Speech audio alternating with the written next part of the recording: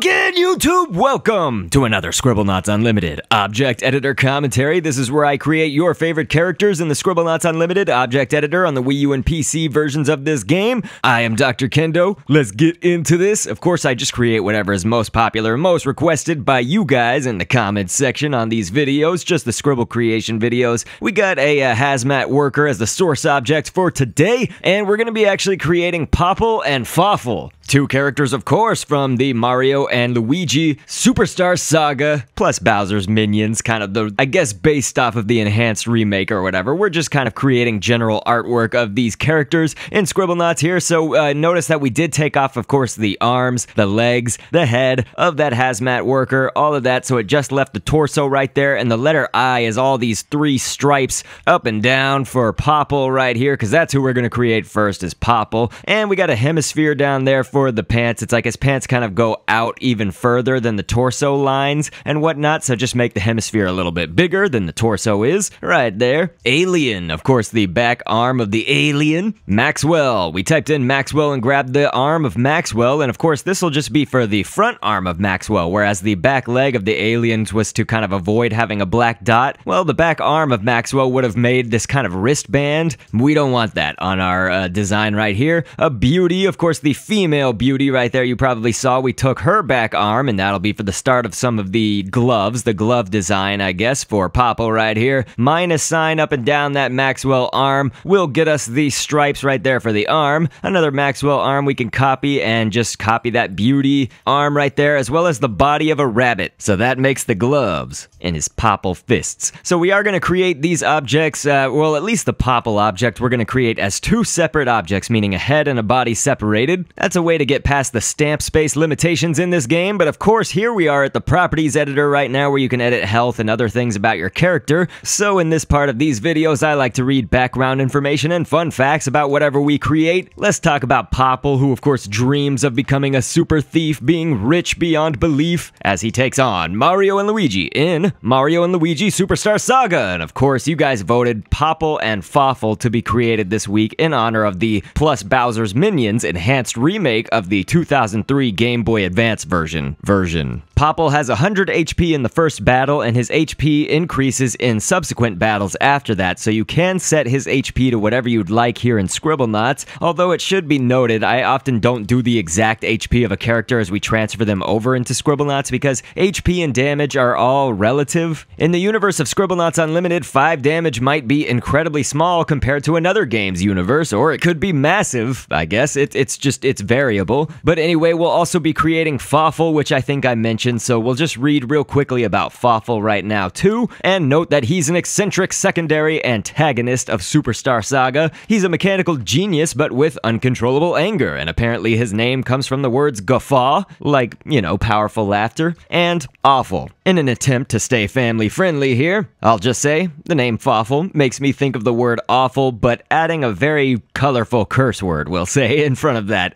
and making that the abbreviation. Insert SpongeBob dolphin noise there.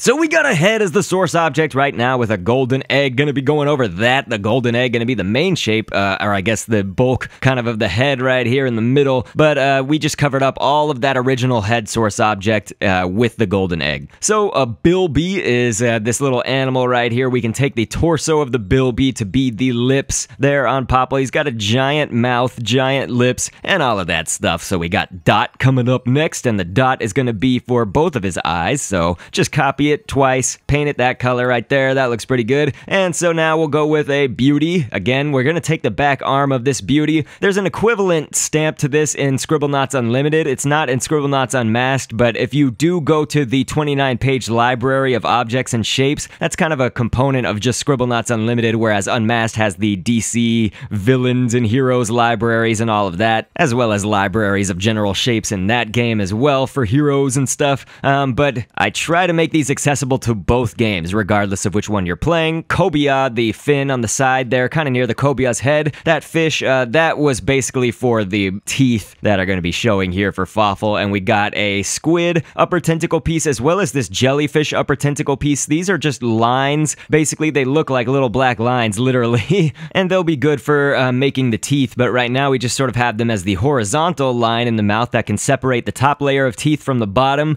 Before we kind of finish that off, I will just want to be sure that we have enough stamp space, so I'm going to keep going with the rest of the details on the object. There's not too many left, so I think we will. I went with Mora's back arm, but I think this might actually be a little bit better, so we're going to try out Jack Frost right here. So go ahead and type in Jack Frost and grab the back arm, and I think that this is going to be, again, I think this is a better option for the little fluff on top of this hat right here. Yeah, I like that much better, so we're going to go with that for this design, but you had your choice of either one of those. So now I can take this jellyfish upper tentacle piece, I think, and we'll do that 4 times to make all of those teeth right there. They're just lines kind of vertically up and down, spread throughout that cobia fin right there, and a spider fish, we'll take the bottom fin of that and paint it all the way white. Do that twice, actually, because the layer of the teeth that's on the top and the bottom needs to be there. So basically, this is just to kind of, this is to end out his grin right here. Big, huge teeth and grin and all of that.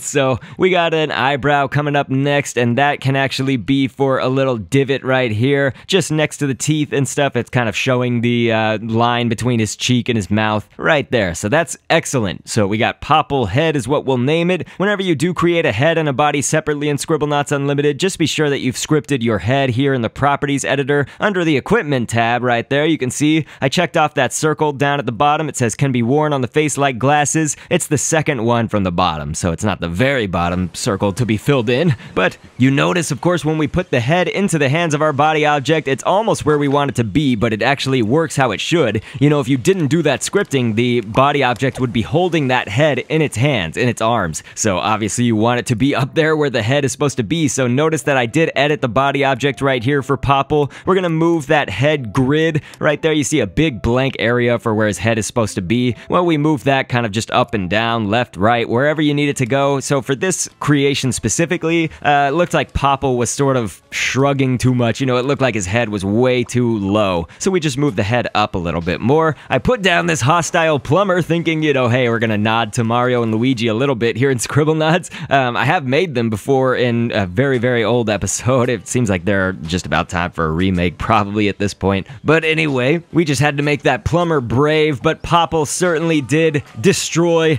that basic plumber here in Scribblenauts. I don't think it was too much of a matchup. You know, oftentimes the default characters are a lot weaker than what we custom create in this game right here. We started off with a boy as the source object because we got to move on to our next creation. Don't want this to run for too long or anything like that. We got characters to create. And so, of course, we're going to make Fawful now. So notice that we just took off the head, the arms, the legs. Once again, left the boy's torso right there. I made it a little bit bigger because it's going to be just, you know, the torso is pretty small. So to place all of this stuff on it, we're going to be placing most of these things on the torso except for the legs. Those can actually be placed where the legs are supposed to go. Everything else we're putting onto the torso's grid, I guess, you know, just place it on the torso first, then move it with the arrows. So notice that ivory was done twice for some of the collars there on Fawful's big, he's got this big cape, I guess we should say.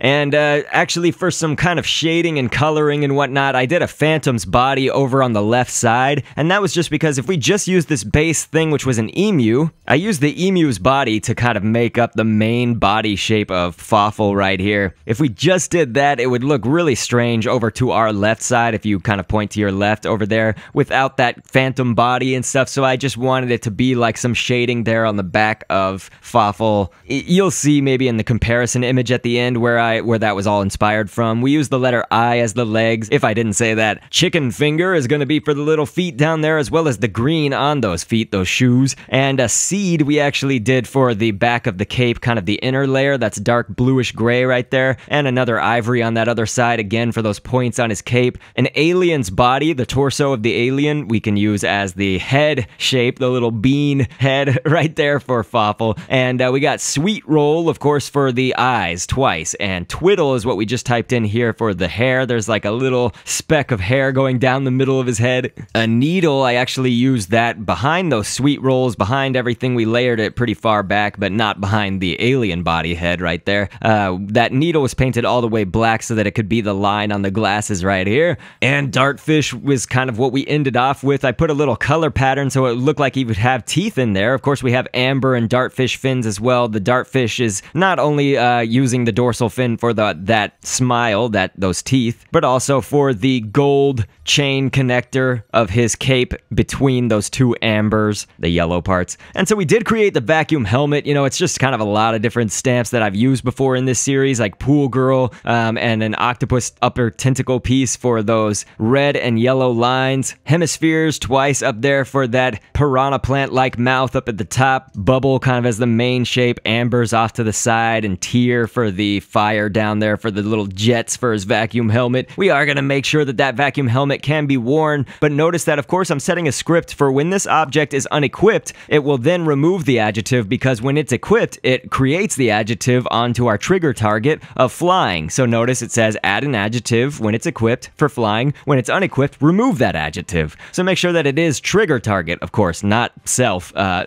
mean, I guess you could possibly do it as self. It's a little bit better for trigger target just because we want it to be that Fawful will be flying when he's got this vacuum helmet. And notice, of course, we've got the vacuum helmet there on top of Fawful's head, but it's actually not really lined up. It's like way above Fawful's head where we don't want it to be. We want to make sure that that's much lower down and it kind of matches how it should. So then we'll go ahead and just edit Fawful once again. Turn on those green grids like before with Popple. So right there, you see, I just pressed that button with Maxwell's head, a banana and a wheel and dotted lines all around that. It turns on those green grids. Move the head grid pretty far down. Just use the down arrow and whatnot. Make it to be almost like the head is over that little green head that we made for Fawful right here. And so let's go ahead and make these characters do something else. Notice that, of course, the script right there does work, though. We've got Fawful right now flying with his vacuum helmet on his head. That looks kind of hilarious. We need to move it over a little bit. But then, of course, when I remove it, it does make him actually fall to the ground. He can't fly anymore. And so the script is working just how we want it to. We can go ahead and place that back on his head right there. But okay, what better than to make them fight a past creation that I've done just semi-recently. I guess it was back in March. We had the Team Skull Grunts. I did create the male and the female, but right now I think that we'll just have both of these characters ganging up on this Team Skull Grunt male, because I've done both of these characters sort of at their base HP, and I didn't know what the Team Skull Grunt's HP should be, so it looks like he actually has a lot of HP in comparison to the other characters, or at least Fawful, because Fawful is down, unfortunately.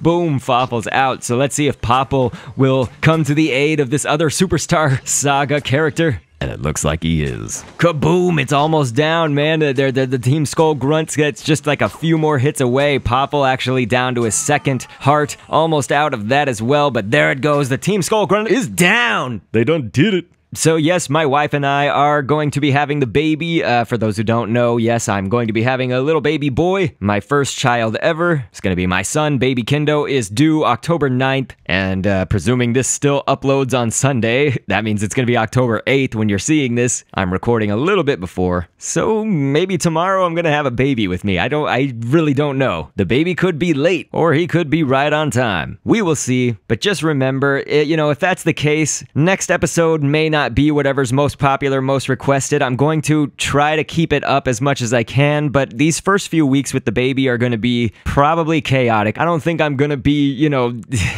getting enough sleep and all of that stuff, so I just want to be sure that I've allowed myself some time. So I do have like 2 or 3 episodes right now that I can use as backups. They are finished, and so I will be uploading those probably in the coming weeks, basically once the baby's born, and then we'll resume that most popular, most requested. So it's okay if you guys are still leaving your comments asking for things. Just please bear with me while I try to get to those while also having a baby. Okay, you guys get it. I will catch you on the next vid, and thanks for viewing. Down the road of twists and turns, always anxious to see what's within. We can look ahead to the point of no return, to the rest of our lives as the spectacle begins. I've been down the road